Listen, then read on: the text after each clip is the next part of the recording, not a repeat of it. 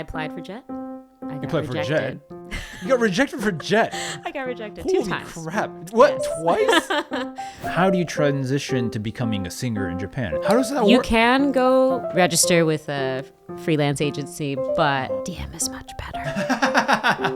This year, I've had the pleasure of doing 3-4 different tours that have all kind of... 4 tours.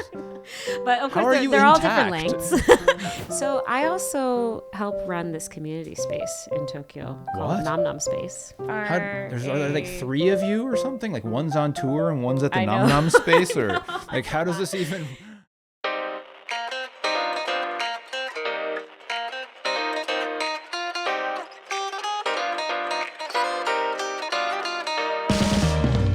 So for today's guest, first time in English. This feels kind of weird for me. Okay.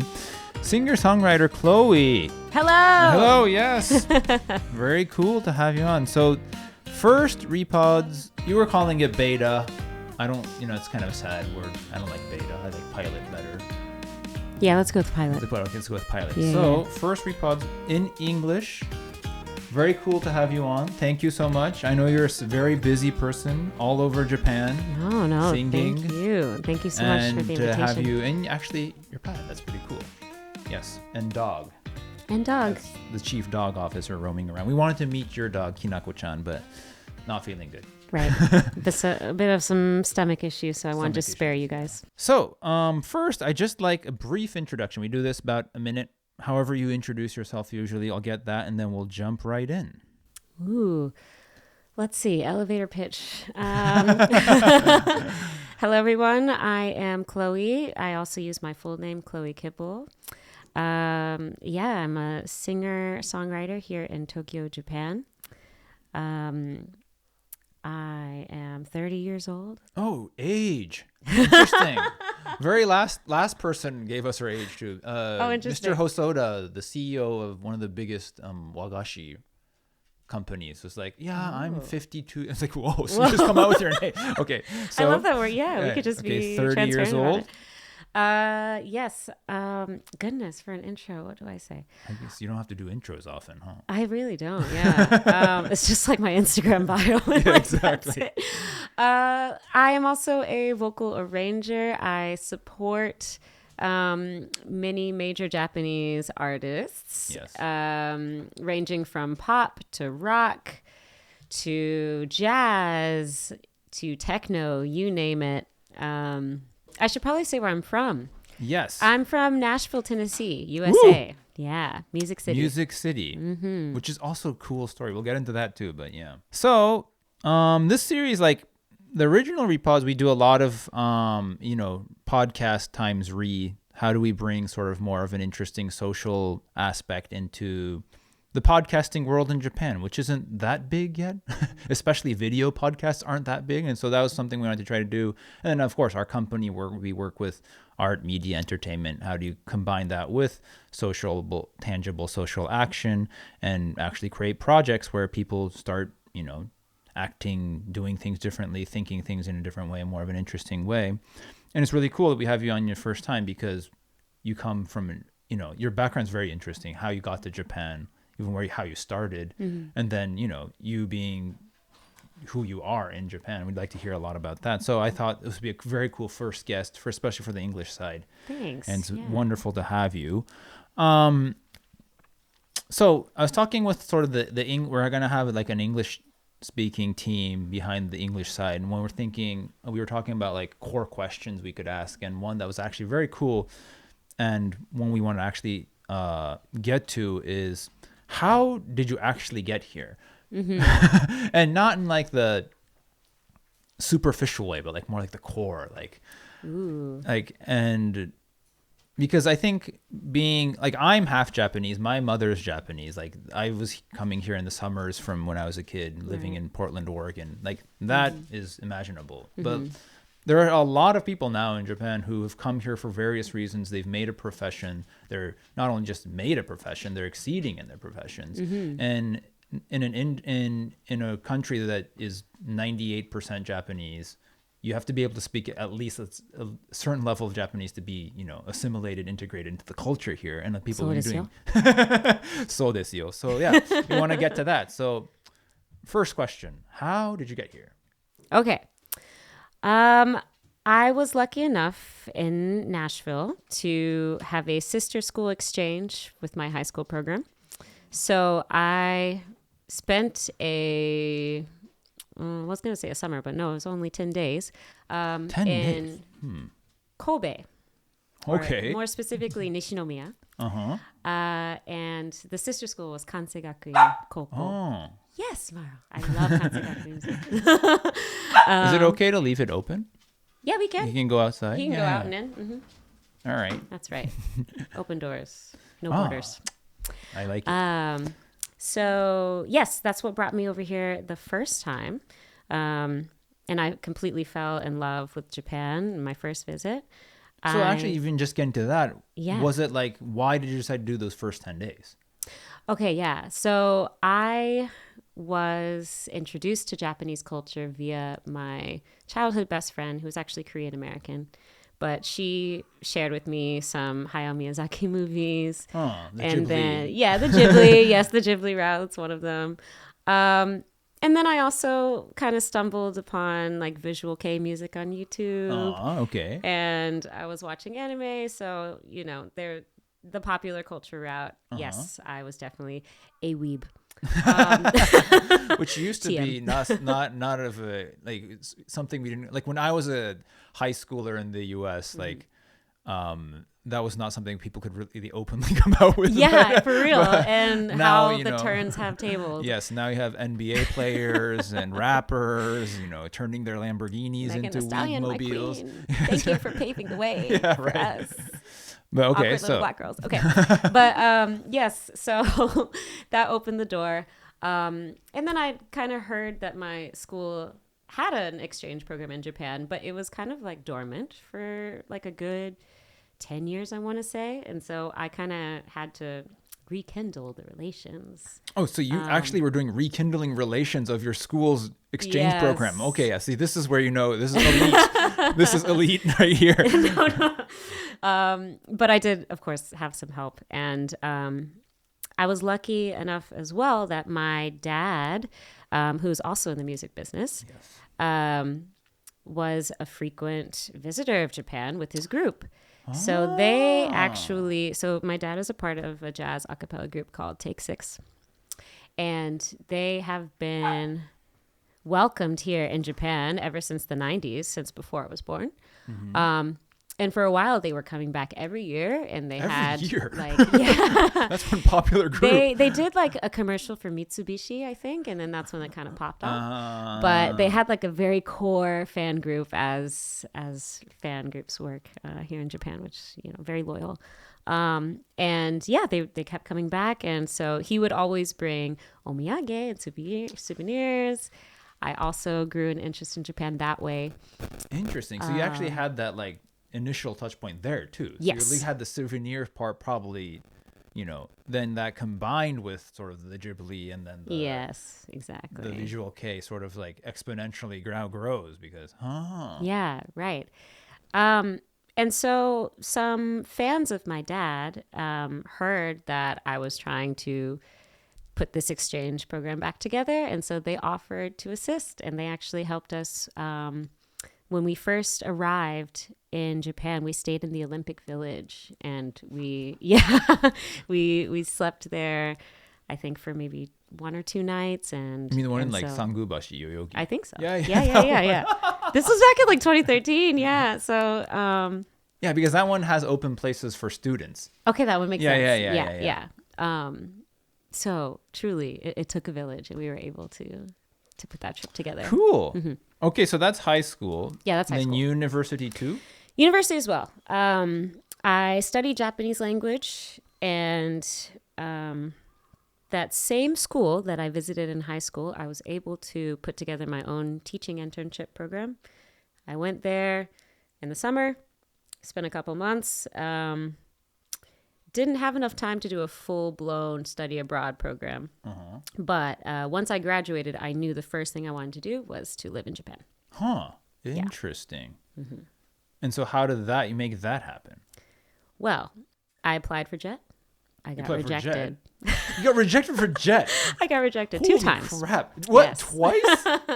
I did. Oh my God. JET has, yeah. But it's okay. I'll finish. You know, no shade to JET. Really? But I'll send the shade to JET. Yeah. I think my father is they're connected with very high other people in JET. I'll send them a message. Really? You guys have like no eye for talent. But thanks to that rejection, I actually ended up finding a way cooler program, I think, that paired me with an NGO here in Japan called Ashinaga Ikuekai. Very cool. And I came in 2019 with the Princeton in Asia Fellowship Program, and I taught college-age Japanese students in the Ashinaga dormitory. Which is so crazy. Tokyo. So you were actually working with Ashinaga here in Japan. That's like your initial job. That was my initial job. I mean, there's a lot of weird, probably entries into Japan, like stories out there. But working with Ashinaga as an English teacher. Yeah. So what's interesting is that the podcast that I did with TV Asahi. Oh, yeah. Yeah, that one where I work with one of an actress here. We had Ashinaga on. No way. Yeah. Okay. Yes. So they were actually a guest, and then we had, there was like every 2 or 3 months ago, we had like, we've heard of that NPO. We have no idea what they're doing guest on, right? So we had like, Doctors Without Borders or like. Oh, okay, cool. People are like that. I think they're famous and they must do important work, but we don't really know what they do. So we had Ashinaga on. So that's a very interesting. Yeah, we love Ashinaga. Yes. And so, okay, then you're here for how long with that? How long did I work with Ashinaga? Yeah. I worked with them for about 2 years, I think. Wow. So you're here, you're post-grad, and did you major in Japanese, or is that another? It wasn't a major. So my university didn't really have majors, but... okay, sorry. It was just trying to be different. My degree was in public health, but I would say I like minored in Japanese studies. I see. Okay, so then you're here. So then you become a singer. Like when I met you, you were a singer. Right. And did you always want to be a singer? And then how do you transition to becoming a singer in Japan? It's like, I think there are going to be a few people who are aspiring, wants to be singers in Japan. Like how do you actually make that happen? Okay, so yes, I'll say that I did always want to be a singer. Your father is singing. My father is also a singer, but he and my mom, who also sang. You're basically a singing family. We are very much a singing family. They kind of... Do you have siblings? Dissuaded. I do. I have a younger brother. And Does he sing was too? musical, but he didn't pursue music in just the end. wondering. I was just Yes. wondering if everyone was a singer or not. Okay. My parents actually kind of dissuaded me from pursuing music because, it's not very steady. They're like, go to school, get an education, become a doctor, the usual. And when I figured out that was not for me, music found its way back into my life. While I was in college, though, I was a part of a band. And that band kind of like changed my life, I will say, very casually. Just because I never thought I could really pursue music like that until I was a part of that band. I had so much fun. I was songwriting for the first time, pretty late in the game, I would argue. And thanks to my wonderful, wonderful bandmates and friends, they really just showed me that, doing music is completely possible. And thanks to Japan, like actually having a full-blown career in music full time is possible. So, okay, so there's a few things I want to get at where you're going. Yes. So parents, quote unquote, dissuade. All right. Yeah. Initially, yes. And they might have different ways of wording that, but yeah. Right. That's how you felt. Yeah. When you're going into then university and you're first like getting your toes wet per se, what's the initial feeling? Are you like, oh, I'm going against like all my, or is it just like much more casual than that? I feel like it was so casual. It was just like these guys kind of saw me singing with a jazz ensemble, which I was doing extracurricularly. And they're like, hey, we're putting a band together. Come sing with us. And like, And there you're had like, already but been. my parents said no. You never said none of that. No, I had never been in a band before. So I was like, yeah, let's just hang and like make music and see where that takes us. And it was the first couple of like basement shows that like really got me. I was just like, oh, this is fun. Oh, this is incredible. And like the fact it felt completely different from just singing solo on stage, which is what I'd done a lot of in high school, just like talent shows and whatnot. I see. Yeah. But actually, no, I guess that's not quite true. I would always sing with a friend. So I knew that singing with people. Yeah. I always knew that like sharing the stage with people was something I enjoyed. But perhaps being a solo artist wasn't quite my cup of tea. So this band was the perfect, jumping off point for that. I was sharing the stage. I was having so much fun. The band was huge. It had like a horn section. It had rappers. You know, we were like a big collective. The name was Richard, by the way. Richard? Was the name of a dude? It was the name of a dude. I don't remember the origin story, but yeah, something very silly like that. So it was just a party. We were just like hanging with our homies and, you know, having this amazing time on stage, and everybody was sharing the good vibes with us. And that's when I realized I loved making music. Okay, so that's when I guess like the itch sort of becomes more of a full-blown, I don't know what's more than an itch. But, yeah. but okay. Desire. Then you're in here and then you're in Japan, right? So yes. This is post Desire Chloe coming into Japan. So like how are you holding this like I skipped some chapters, but basically I'll try to fill in very briefly. So I didn't come directly to Japan after college. I actually went and I lived in Atlanta, Georgia for a couple years. And I was kind of which is also a musical city. Yeah. Yes. I didn't really know what I wanted to do with my life then, though, because I knew I was not pursuing public health, which is what my degree was in. But I knew I was like kind of into music, but I didn't really know how to actually jump into the industry like that because I didn't have like a repertoire of music or anything.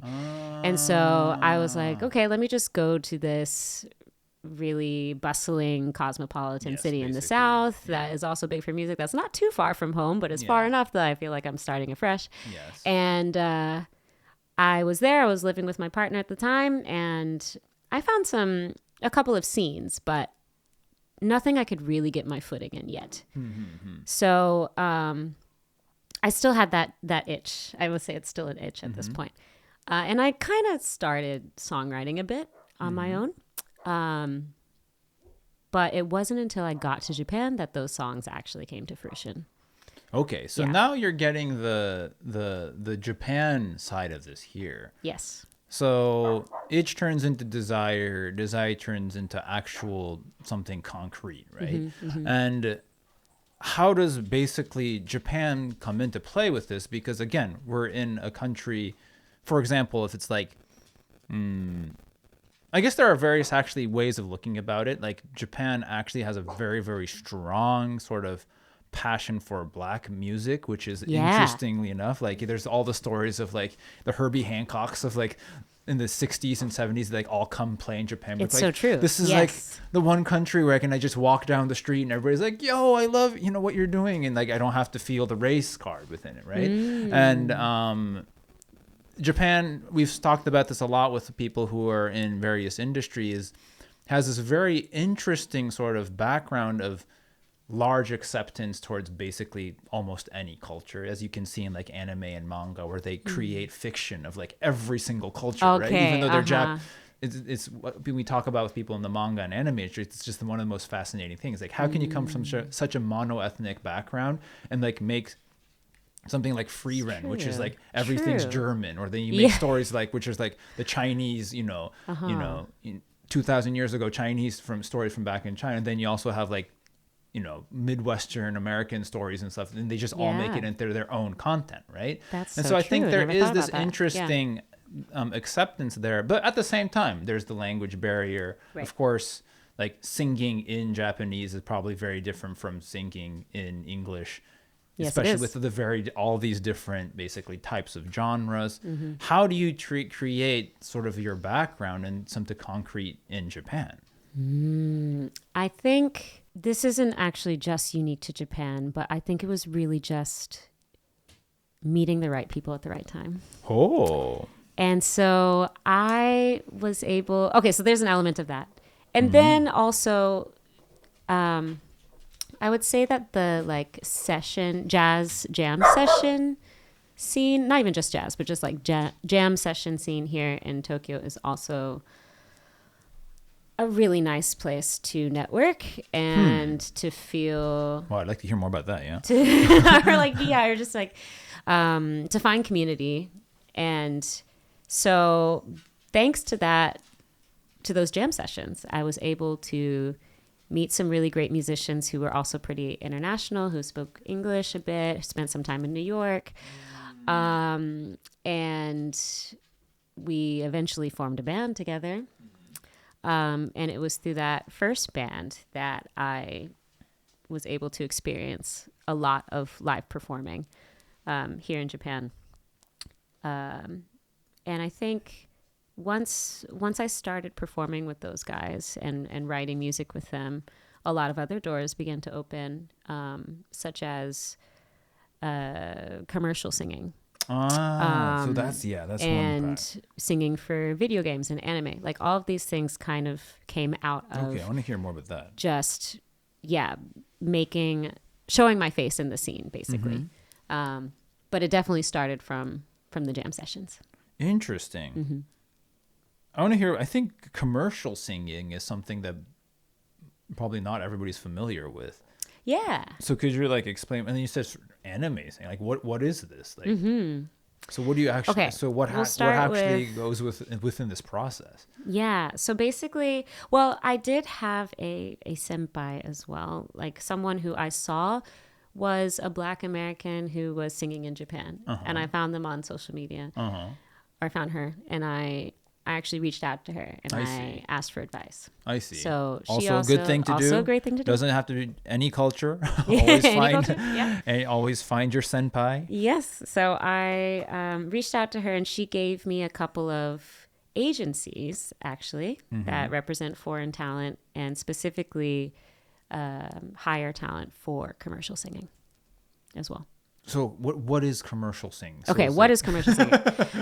So these production companies will usually hire out or outsource for singers to either sing for demos that they present to third parties to use for commercials for their product.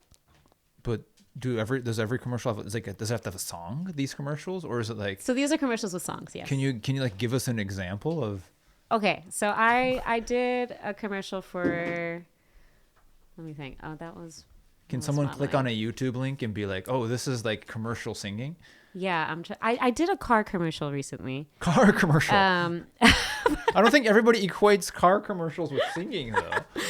Yeah, they're simple like pop tunes. Sometimes they're a little more complex, like long form jazz pieces. So long form jazz pieces that you're singing over these commercials. Yes.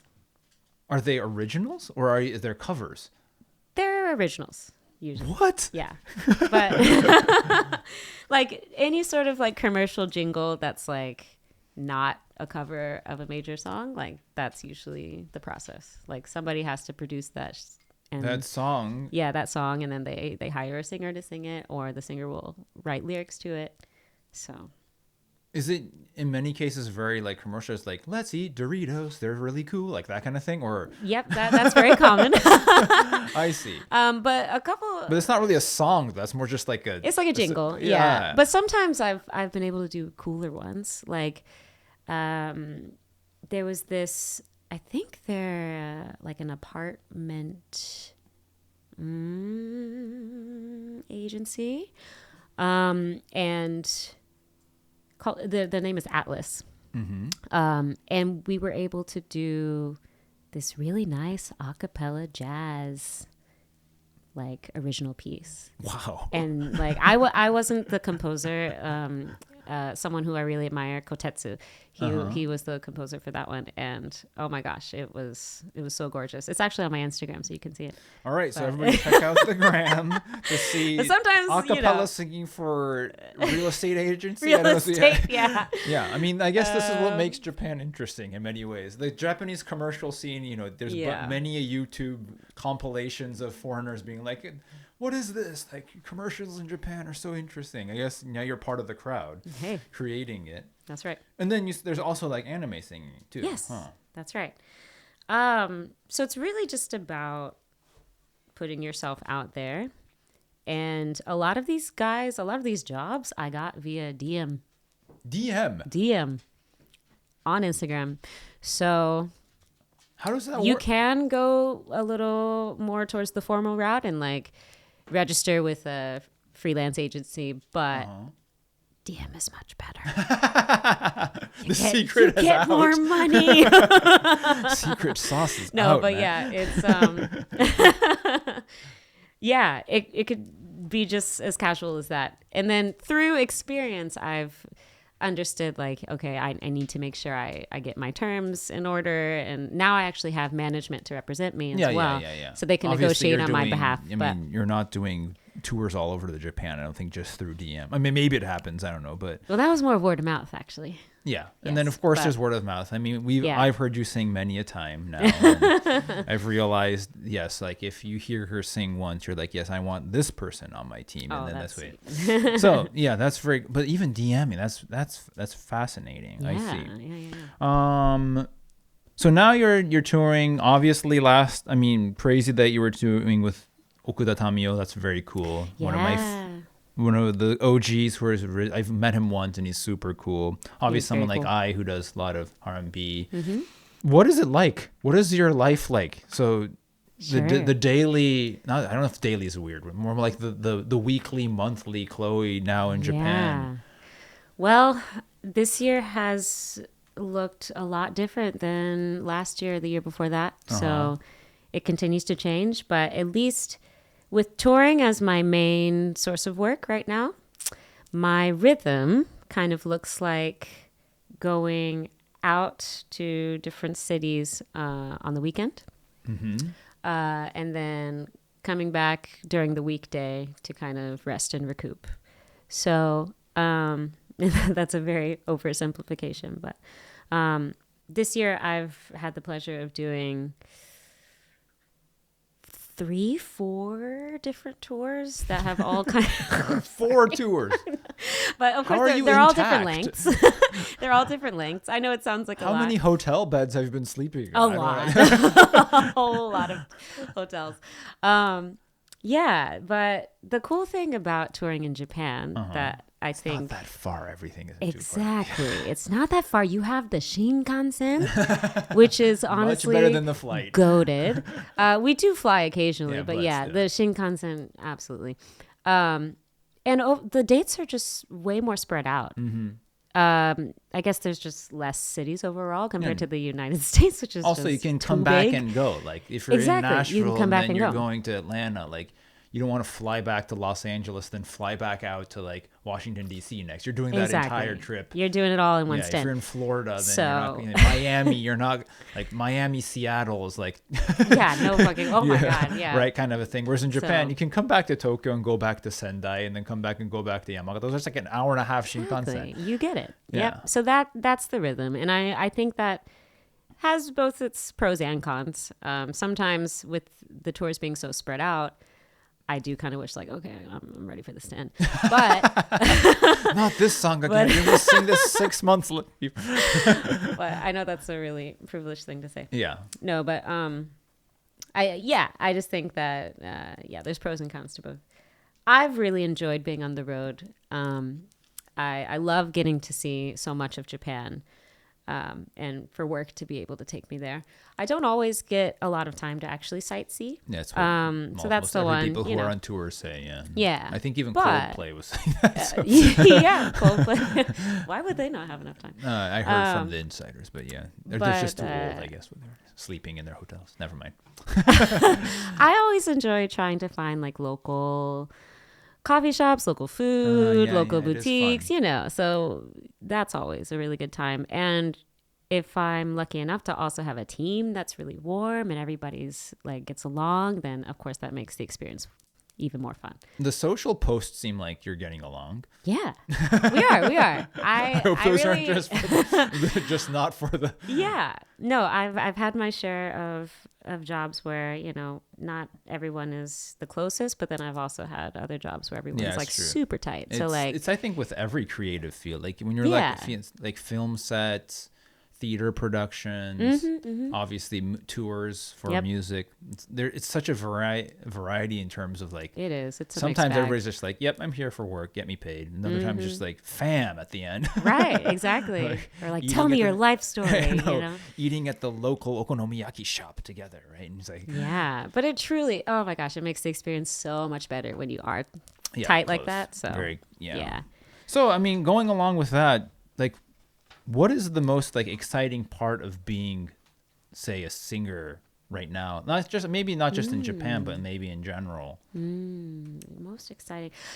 I like that my schedule changes every week. Not the constant. I actually really like that. I don't think I ever want to go back to a 9 to 5. Honestly, now that I'm here. I don't know if I can. Right. Yeah. So I enjoy that spontaneity and. Well, I enjoy that it changes a lot. I like that I don't have to wake up early most of the time. Yeah, a lot of work is at night too. A lot of work is in the evening. I am a bit of a night owl. I like that I can work from home sometimes, doing my own recordings. I like that I have space to pursue my own creative outlets and like write my own music, and I still have my own personal projects as well. I have a R&B duo that I sing in right now called Jasmine High with my girl Mimiko. And that's why we were supposed to bring the jasmine tea today. And I completely forgot it. That would have been perfect. Left at the office. I'm apologies. I'll bring it next time. It's the thought that counts. Yes. So yeah, there's Jasmine High, and I like that I can do both. I like that I can write my own music, but then when I have a block, I can also do singing for other people, and I have enjoyment out of that as well. So, but you guys do Japanese covers too. We do. Yes. So they have originals. They do Japanese covers. You can hear singing them in Japanese, English. Obviously, a lot of R&B, soul, jazz stuff from the end. Yes. I'll talk about a couple of our future projects in the works. We are in the midst of releasing our first EP, which actually these songs we've been performing for I forever. Remember hearing. One of our first performances actually was at Tokyo Rainbow Pride in 2021 or 22, COVID, kind of right after probably the COVID, first COVID, but before it opened up officially. So yes, we debuted Jasmine High there. That is interesting. Which was cool. I know the organizers, so it's very interesting that you did. And it was also cool because at the Femtech Fest event, and I was there, and you guys just appeared. That's right. I remember that I was too. like, wait a second, who's singing? But yes, we are finally releasing those songs now. Very cool. But we've actually already written our songs for our full album after that too. So we're hoping EP's to release. EP. We don't have a set date yet, but we know that the singles are coming out one by one, and then we do have a full album that's going to come out right after that. Very cool. So everybody, check it out. Yes, I think you guys are on. We're on all streaming platforms. All pretty platforms. much. I've seen it before.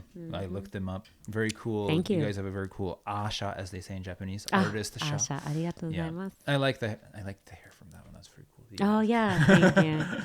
But anyway, so again, going back to another core question, we're thinking of the English team was saying, industry in Japan. Don't want to make it too pessimistic / realistic. I guess there's both goods and bads. So what is it like, the music industry in Japan? I think it's quite unique. It's very internal.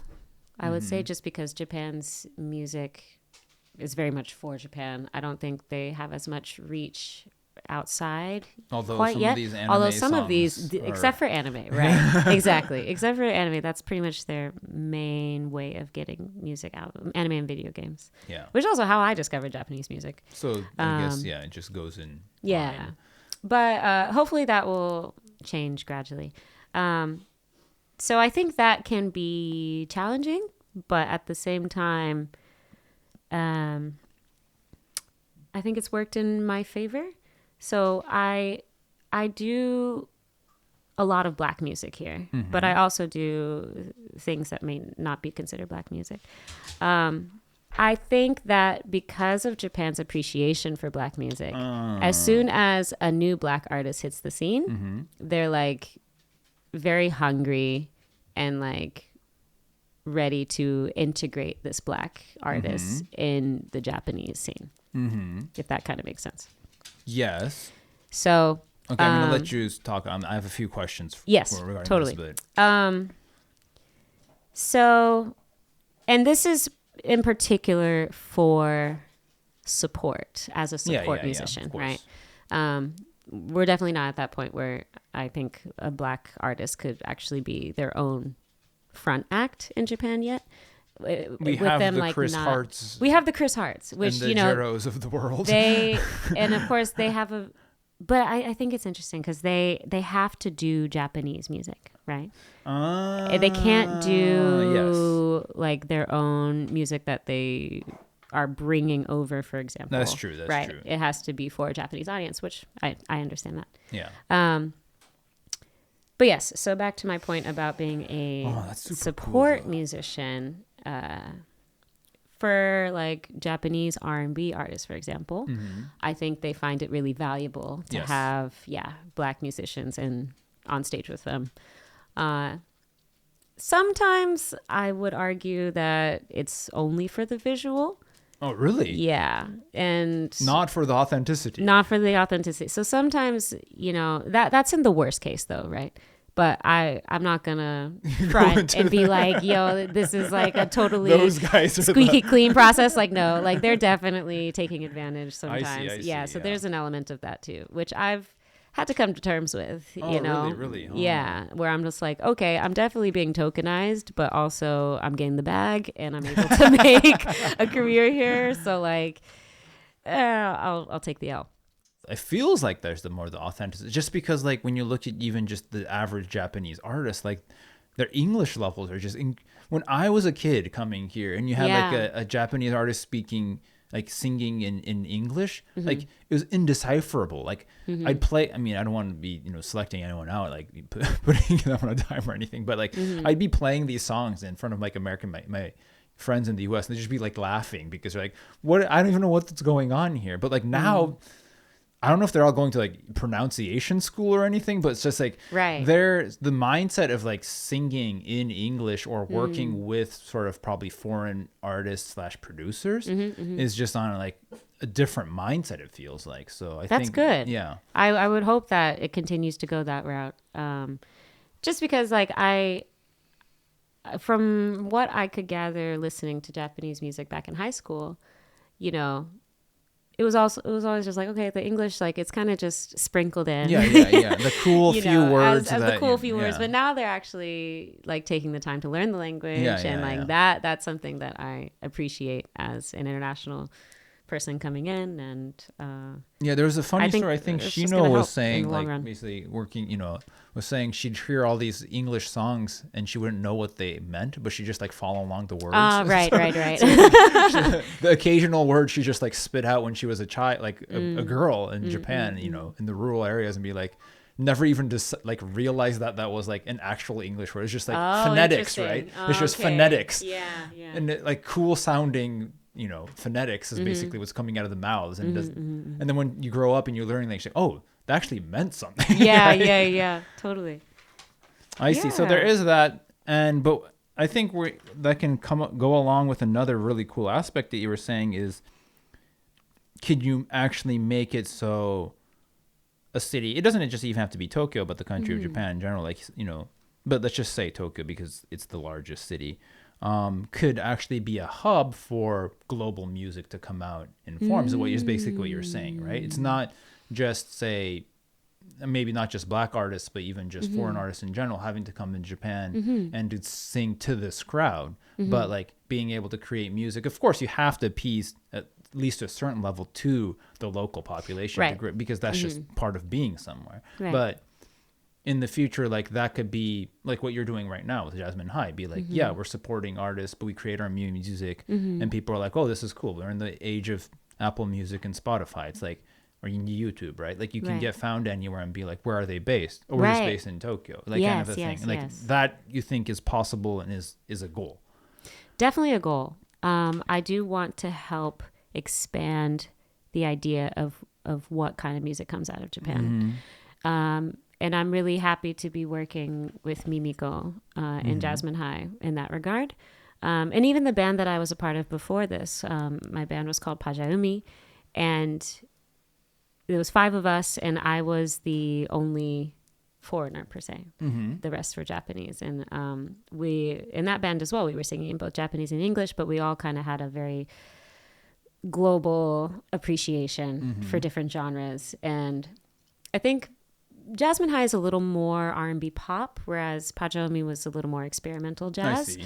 And I think that kind of flavor of like neo soul jazz isn't quite gaining traction in Japan yet. But like, yeah, the more like younger artists or artists any age really can kind of keep pushing the mold here in Japan, I think the better. Yeah, definitely. So. And when you're looking at sort of like the Marty Friedmans of the world, what he's so excited about when he came to Japan in his 20 or 30s, Megadeth, and it comes to Japan, and he's like, how are like the idols, like the Momohiro Clovers of Japan, like doing these kind of extremely difficult, like the BGM background music, the BGM, like so many different like scales and stuff. Like how is this happening in pop music where like say in Better for Worse in the US, in many songs to just be like one beat, even something like trap, where it's just like one melody, one beat, just repeated after again, and you have a charismatic artist to sing over it. Or someone like very famous examples like Zutomayo, right? Zutomayo Naka de Ii no ni, an artist in Japan.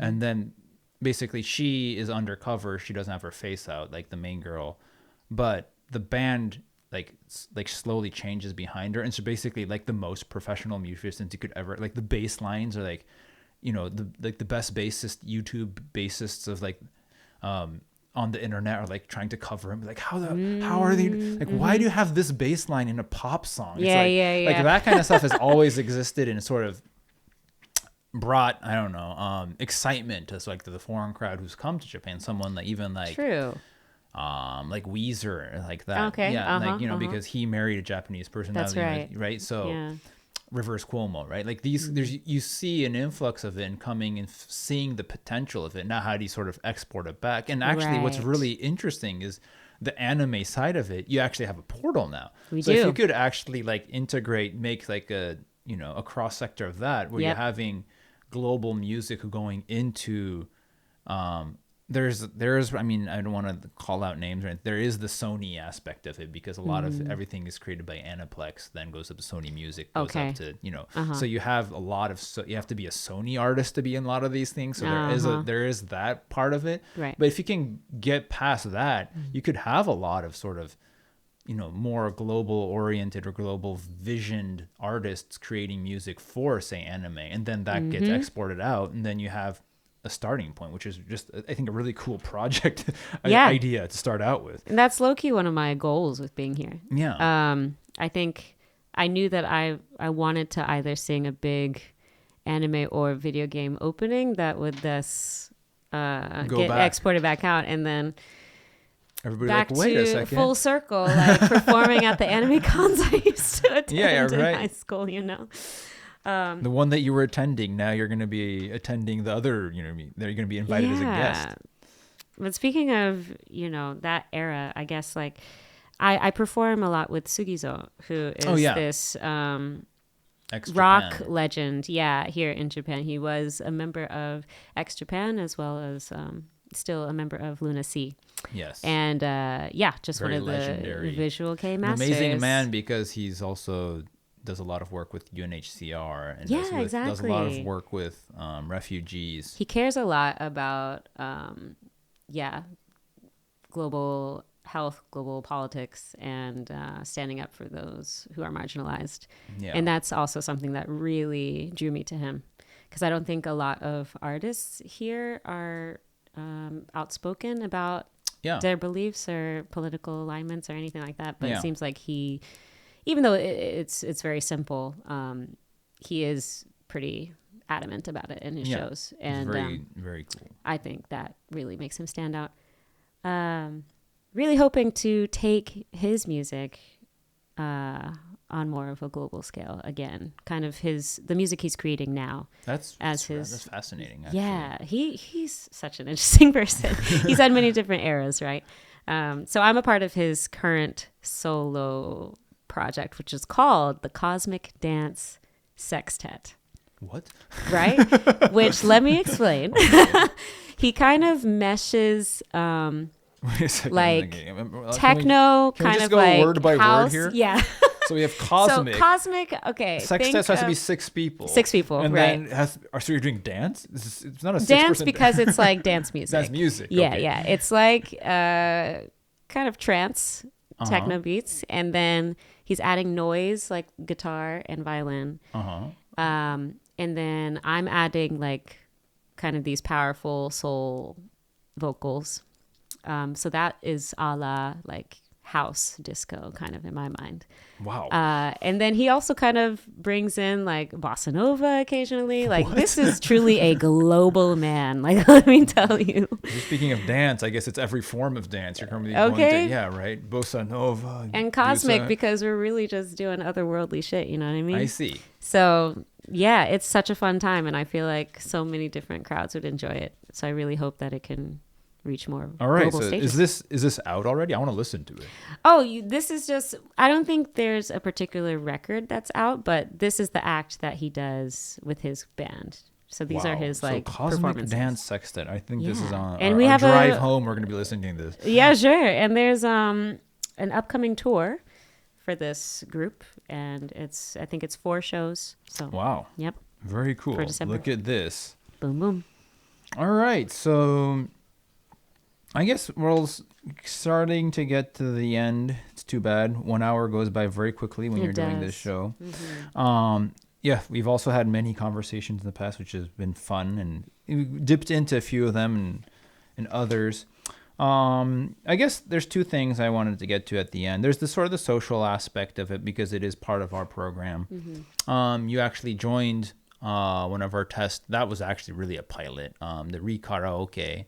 Like our projects, we do Re-Karaoke, where you joined, and it's basically people sing about issues, like basically choose a social issue you're interested in, find songs about it, and then people are like, what? Especially in Japan, they're like, there's actually songs about social, like basically like almost every song that actually has passion has some sort of issue behind it. Yeah, so you can just definitely. And then you guys were choosing, we had you and your friend, 2 Black artists, and then there was people in Japanese.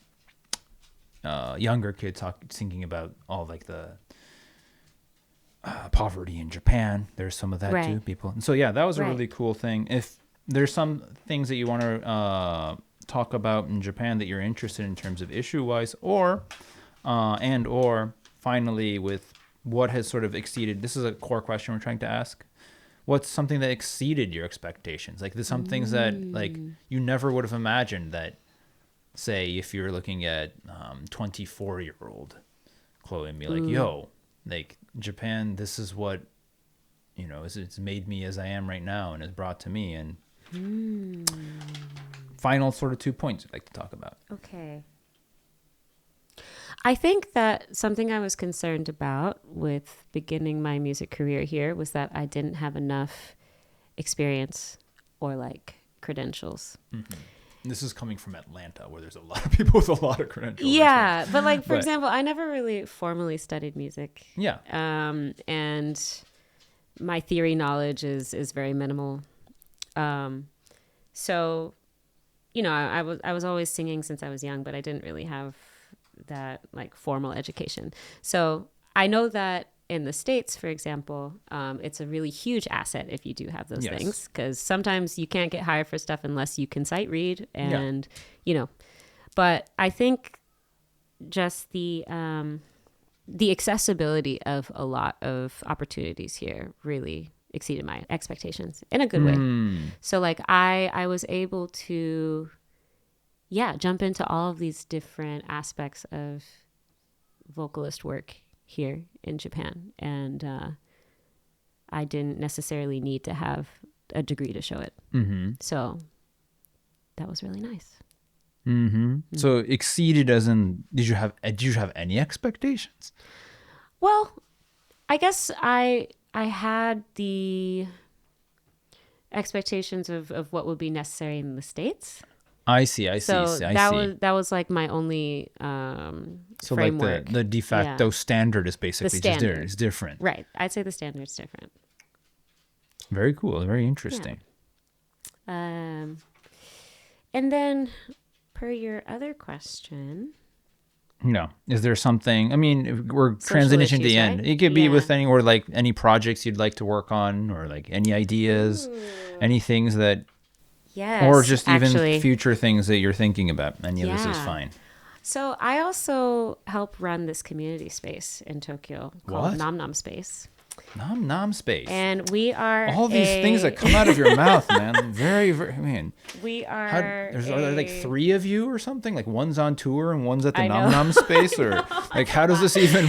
But like this is how I stay grounded in this country, because you need a community to really fuel your work and to make you feel connected in a foreign country. I see. I guess that was part of that. Hotel rooms in Sendai are not going to be helping. It's not going to be helping, right? And Tokyo can be a very isolating city, I think. And so very big. I made, with my current partner, we made it a point to like make this community space. And so it is a space primarily for queer folk, but we operate on anarchist principles, and that like there's no, I know that's a big statement. Second loaded statement of the day. in the way that we don't like have any hierarchies really. So we're all kind of like volunteering to help run this space together. And basically, no one is head of whatever. Exactly. No one. Yeah. Exactly. And we're not for profit or anything like that. But basically, we help organize creative events, performances, workshops, fundraisers, demonstrations, anything of the like. And so there's a slew of social issues that we also focus on with that space.